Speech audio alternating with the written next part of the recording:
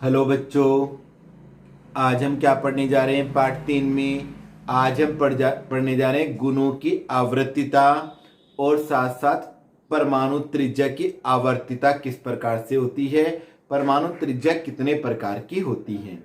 तो पार्ट 3 में गुणों की आवर्तिता, इसको समझें। आखिर ये शब्द है क्या कि गुणों की आवर्तिता? देखो, जो मैंने आपको बताया था कि जो आवर्त नियम है वो परमाणु क्रमांक के आधार पर है। तो आवर्त सारणी में परमाणु क्रमांक के बढ़ते हुए क्रम में रखने पर तत्वों के समान गुणों की पुनरावृत्ति होना गुणों की आवृत्ति कहलाता है। आवर्त सारणी में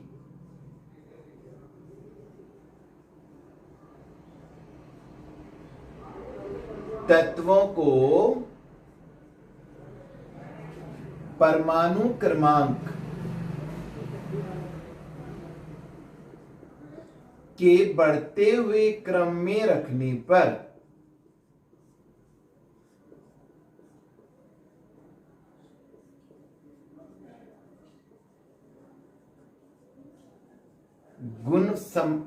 समान गुणों की पुनरावृत्ति होना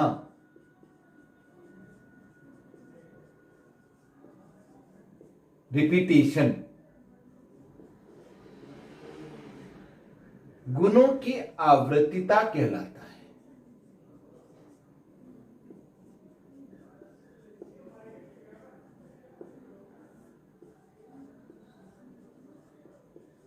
और इसमें हम सबसे पहले पढ़ेंगे परमाणु त्रिज्या, एटॉमिक रेडियस। आपको हमारे द्वारा व्हाट्सएप ग्रुप में इसके नोट्स तो भेजे ही गए हैं, लेकिन आपको समझा देते हैं। परमाणु त्रिज्या, देखो किसी भी परमाणु, ये एक परमाणु है और इस परमाणु में अनेक कक्षाएं हैं और बीच में एक नाभिक है और उस नाभिक का ये केंद्र है। तो नाभिक के केंद्र से लेकर और ये सबसे बाह्य कोश में सबसे बाहर वाला इलेक्ट्रॉन है, और बहुत सारे इलेक्ट्रॉन इसके अंदर हो सकते हैं।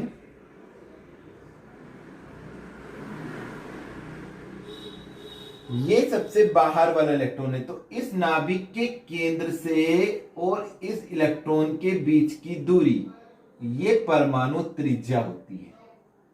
क्या होती है? परमाणु त्रिज्या। और ये जो परमाणु त्रिज्या होती है, ये हमेशा हमारी बिल्कुल डेफिनिट नहीं होती, क्योंकि ये इलेक्ट्रॉनों का क्लाउड है। इलेक्ट्रॉन कुछ कभी कभी आकर्षण से अंदर की ओर और कुछ जब कम आकर्षण रह जाए तो बाहर की तरफ होते रहते हैं। तो ये क्लाउड है, वो क्लाउड थोड़ा सा अंदर और बाहर होता रहता है। तो ये परमाणु त्रिज्या भी परिवर्तित हो सकती है, लेकिन फिर भी हम एक औसत परमाणु त्रिज्या लेते हैं और उसे मानते हैं कि ये हमारी परमाणु त्रिज्या है। तो ये परमाणु त्रिज्याएं हमारी कितने प्रकार की हैं? 4 प्रकार की परमाणु त्रिज्या है जिनका हम अध्ययन करना जा रहे हैं। और परमाणु त्रिज्या को जो हम प्रदर्शित करते हैं वो करते हैं साधारणतः एंगस्ट्रॉम में या पिकोमीटर में। किसमें करते हैं? एंगस्ट्रॉम में या पिकोमीटर में। तो परमाणु त्रिज्या आपको समझ आई? किसी परमाणु के नाभिक के केंद्र से बाह्य कोश में उपस्थित इलेक्ट्रॉन के बीच की दूरी क्या है? परमाणु त्रिज्या। अब ये हमारी 4 प्रकार की है। पहली है सहसंयोजक त्रिज्या, कोवेलेंट रेडियस कहते हैं इसे, कोवेलेंट सहसंयोजक त्रिज्या, कोवेलेंट रेडियस। क्या है ये त्रिज्या भाई? जब दो परमाणु परस्पर सहसंयोजक बंध से जुड़े हों। कैसे जुड़े हों? जब दो परमाणु परस्पर सहसंयोजक बंध से जुड़े हों तो उनके केंद्रों के बीच की दूरी के आधे भाग को, फिर से सुन लीजिए, जब दो परमाणु परस्पर सहसंयोजक बंध माने कोवेलेंट बॉन्ड से जुड़े हों तो उनके केंद्र के बीच की दूरी के आधे भाग को सहसंयोजक त्रिज्या कहते हैं। क्लोरीन के लिए इसका मान 0.99 एंगस्ट्रॉम है। देखिए कैसे रहता है क्लोरीन। ये देखिए, ये क्लोरीन का एक परमाणु और ओवरलैप करके बनता है, अतिव्यापन होके क्या बनता है, उपसहसंयोजक बंध। तो दूसरा क्लोरीन परमाणु ये आया और यहां पर ये ओवरलैप करके ये बन गया क्लोरीन परमाणु Cl2 Cl single bond Cl। यहां पे क्लोरीन का केंद्र है, इस क्लोरीन का ये केंद्र है, इस क्लोरीन का ये केंद्र है। तो ये हमारा क्या हो गया है, अतिव्यापन। तो इनके केंद्र के बीच की दूरी ये होती है, अगर हम देखें तो इसका मान होता है 1.98 एंगस्ट्रॉम और इसका भी आधा भाग की बात चल रही है। तो क्लोरीन की सहसंयोजक त्रिज्या कितनी हो जाएगी, सहसंयोजक त्रिज्या हो जाएगी 1.98 का अपॉन 2 एंगस्ट्रॉम, 0.99 एंगस्ट्रॉम। ये आ गई क्लोरीन की, ये यहां से लेके यहां तक का आधा भाग। ठीक है, तो ये हमारी त्रिज्या है क्लोरीन की, जिसका मान है 0.99 एंगस्ट्रॉम। इसके बाद दूसरी त्रिज्या है वान डेर वाल्स त्रिज्या। वान डेर वाल्स त्रिज्या क्या कहती है, आसान है, कोई भारी नहीं है भैया। वान डेर वाल्स त्रिज्या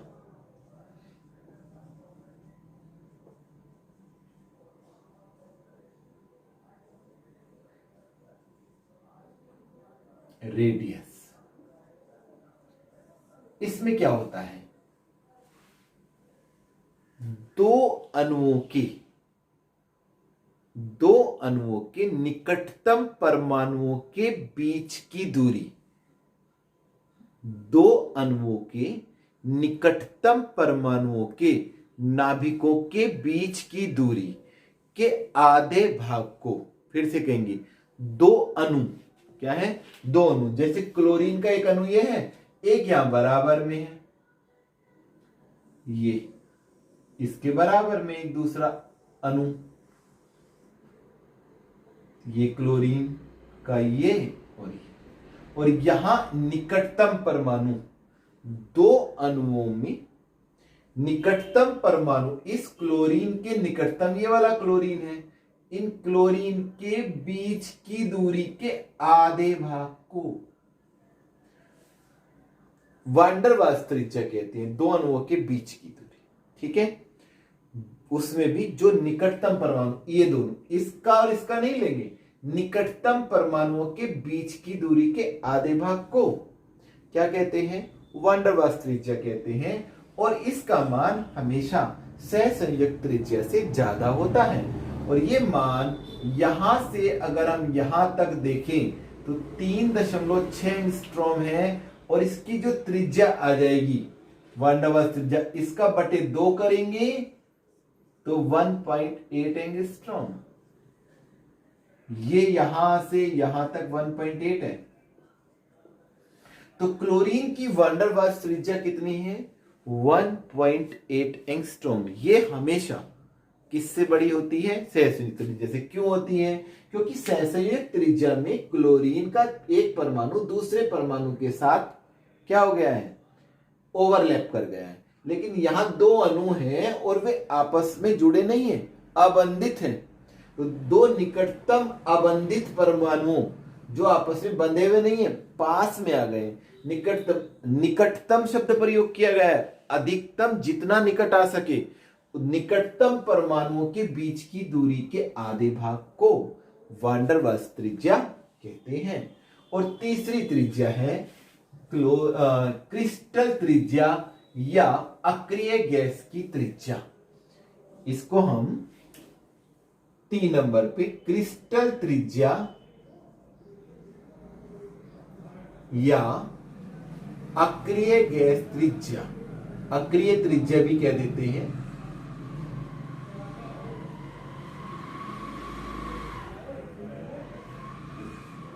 ये क्या होता है, धातु या अक्रिय गैस के परमाणु जब ठोस अवस्था में होते हैं तो दो निकटतम अबंधित परमाणुओं के बीच की दूरी के आधे भाग को, जैसे ये सोडियम का एक परमाणु और ये सोडियम का दूसरा परमाणु अबंधित है, जुड़े नहीं है, निकटतम है सोडियम, अबंधित परमाणुओं के बीच की दूरी के आधे भाग को सोडियम की क्रिस्टल त्रिज्या कहते हैं। और इसका मान यहां से यहां तक अगर हम देखेंगे तो 3.72 एंगस्ट्रॉम है, और जब हम इसकी त्रिज्या आधी निकालेंगे तो 1.86 एंगस्ट्रॉम। तो सोडियम की क्रिस्टल त्रिज्या कितनी है? 3.72 का आधा कर देंगे 1.86 एंगस्ट्रॉम। ये हुई हमारी क्रिस्टल त्रिज्या। और चौथे नंबर की है आयनिक त्रिज्या। आयनिक त्रिज्या क्या होती है? जैसे परमाणु त्रिज्या है ऐसे आयन त्रिज्या है। आयन दो तरह के होते हैं, एक धनायन और एक ऋणायन। धनायन बनता है इलेक्ट्रॉन के त्याग करने से और ऋणायन बनता है इलेक्ट्रॉन के ग्रहण करने से। तो जो धनायन होता है, आयनिक त्रिज्या की हम बात करें तो परिभाषा वही रहेगी, किसी आयन में नाभिक के केंद्र से बाह्य कोश में उपस्थित इलेक्ट्रॉन के बीच की दूरी, उसकी आयनिक त्रिज्या कहलाती है। परंतु धनायन की त्रिज्या की बात करेंगे और ऋणायन की त्रिज्या की बात करेंगे तो कुछ बातें हमें ध्यान रखनी पड़ेंगी। जो धनायन की त्रिज्या है वो सदैव उदासीन परमाणु से छोटी होती है। फिर से दोहरा रहा हूं, किसी धनायन की त्रिज्या सदैव उदासीन परमाणु से छोटी होती है, क्योंकि इलेक्ट्रॉन निकलने पर कभी कभी कोश भी समाप्त हो जाता है, पूरा कोश ही समाप्त हो जाता है, और साथ ही साथ प्रभावी नाभिकीय आवेश का मान बढ़ जाता है। नाभिक से जो इलेक्ट्रॉनों के प्रति आकर्षण है उसका मान बढ़ जाता है, क्योंकि प्रोटॉनों की संख्या हो जाती है ज्यादा और इलेक्ट्रॉन की हो जाती है कम। तो इसलिए इलेक्ट्रॉनों पर अंदर की ओर प्रेशर हो जाता है और परमाणु सिकुड़ जाता है और त्रिज्या छोटी हो जाती है। तो ध्यान रखेंगे, किसी धनायन की त्रिज्या उदासीन परमाणु से सदैव छोटी होती है, क्योंकि इलेक्ट्रॉन निकलने पर कभी कभी क्या होता है, कोश तक समाप्त हो जाता है और प्रभावी नाभिकीय आवेश बढ़ जाता है। देखिए जैसे एग्जांपल लें सोडियम आयन, इसकी त्रिज्या सोडियम परमाणु से छोटी होगी। क्यों होगी भाई? देखो इसका रह जाता है 2 8 और ये 2 8 1 11, एक इलेक्ट्रॉन गया तभी तो धनायन बना, तो ये रह गए 10। तो भैया इसमें तो एक कोश ही समाप्त हो गया। कितने कोश रह गए? 1 2 बस। और इसमें यहां कितने कोश थे? 1 2 और 1 3। और तो देखो कौन सा बड़ा है?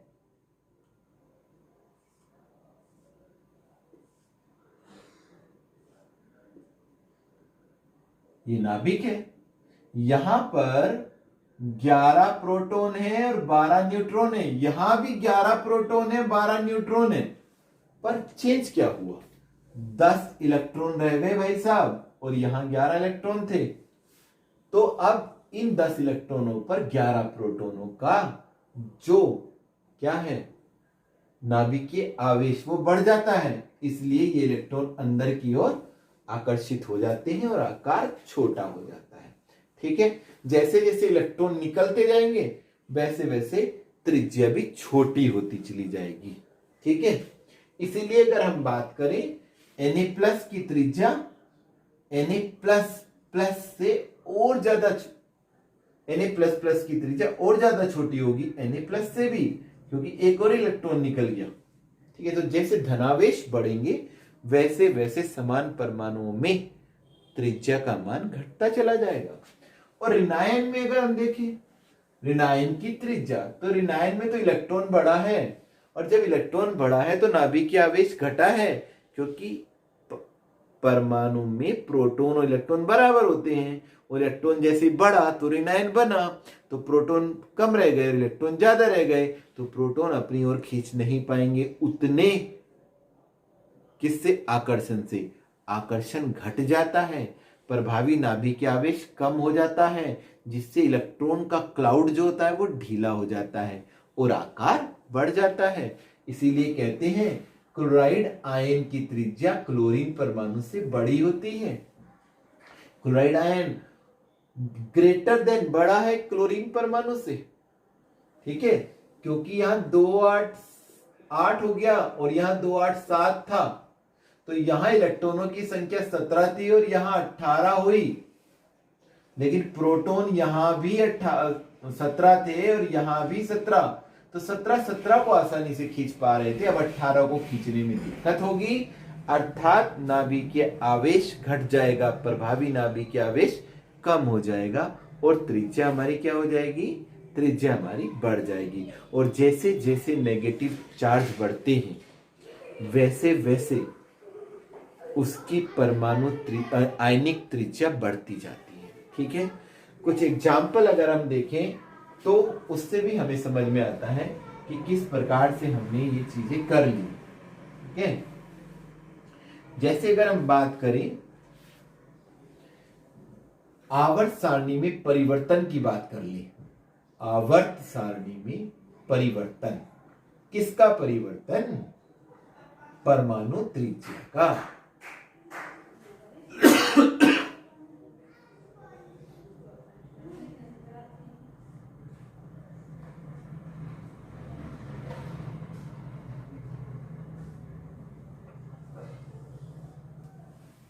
परिवर्तन होता है 2 प्रकार से। पहला वर्ग में हमेशा ऊपर से नीचे की ओर चलते हैं। किसी वर्ग में ऊपर से नीचे की ओर जाने पर परमाणु त्रिज्या का मान बढ़ता जाता है, क्योंकि कोशों की संख्या बढ़ती जाती है और प्रभावी नाभिकीय आवेश घटता जाता है। कंपैरेटिवली देखें तो हम तो नीचे की ओर जाने पर त्रिज्या बढ़ेगी, क्योंकि नाभिकीय आवेश घट रहा है, नाभिकीय आवेश घट रहा है, इसलिए त्रिज्या क्या होगी? बढ़ेगी। और आवर्त में हम किधर चलते हैं? आवर्त में चलते हैं बाएं से दाएं, ऐसे। इसमें जाते हैं ऊपर से नीचे, बाएं से दाएं चलेंगे तो आवर्त झुकातू रहेगा, और आवर्त झुकातू रहेगा तो उसमें कोषों की संख्या समान रहती है, तो प्रभावी नाभिकीय आवेश बढ़ जाता है। इसमें क्या होता है? प्रभावी नाभिकीय आवेश बढ़ेगा। जब प्रभावी नाभिकीय आवेश बढ़ेगा तो इलेक्ट्रॉन नाभिक की ओर आकर्षित होंगे, तो त्रिज्या घटेगी, त्रिज्या घटेगी। अब आपको क्लियर हो गया होगा कि किसी आवर्त में वर्ग में ऊपर से नीचे की ओर जाने पर परमाणु त्रिज्या बढ़ती है, क्योंकि नाभिकीय आवेश क्या होता है? घटता जाता है और कोषों की संख्या बढ़ती जाती है। जबकि आवर्त में बाएं से दाएं ओर जाने पर कोषों की संख्या समान रहती है और प्रभावी नाभिकीय आवेश बढ़ता जाता है, जिससे त्रिज्या घटती जाती है। इस प्रकार से आपको ये करना है और मैंने बता दिया है आपको। इसमें 2 एग्जाम्पल भी आपको दिए गए हैं, वो आपको समझ में आ जाएंगे क्योंकि मैंने आयनों में आपको बता दिया है।